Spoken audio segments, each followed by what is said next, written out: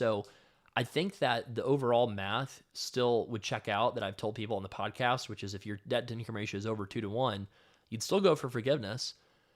If your debt to income ratio is below 1 to 1, then you'd still probably go for full loan payoff unless you're doing like some edge case PSLF stuff. And if you're in between, you'd have a decision to make.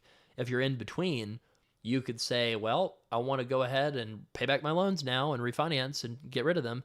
That would potentially be a reasonable response if this were to pass.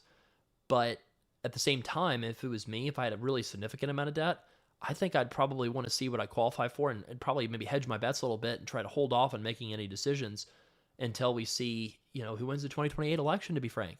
That sounds kind of crazy, but it's like, what, 3.5 years away, give or take? It's not forever. It might be good to know what happened because this bill's not going to go into law until, end of the year. And so it's not going to really have a full effective date until like mid 2026. And then you have to see what happens in the midterm elections, and then you have to see what happens in the 2028 elections. I'll say that the Democrats, if they do take the House, would have a ton of negotiating leverage to change some of this stuff if they wanted to. So, I mean, this is really pretty intense, pretty crazy.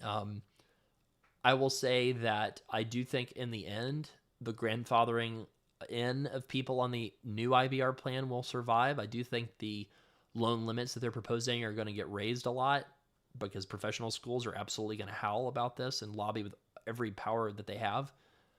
And, this is going to be contingent upon what goes through the Senate, right? This is the first draft of the actual text we've seen. So this is the first time we've ever actually had the opportunity to see what are they actually thinking about doing.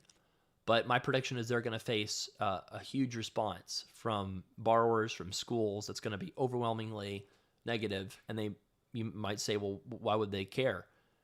The tariff stuff, that got rolled back because people were really pissed off, full stop, right? They got a bunch of emails from wealthy constituents.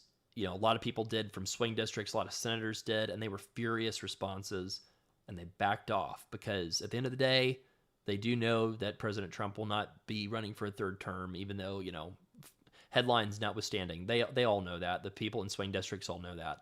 And they are politicians and want to keep their seats by and large, right? So I think that they understand that something, like putting loan limits in place might make a lot of sense. It might be very reasonable.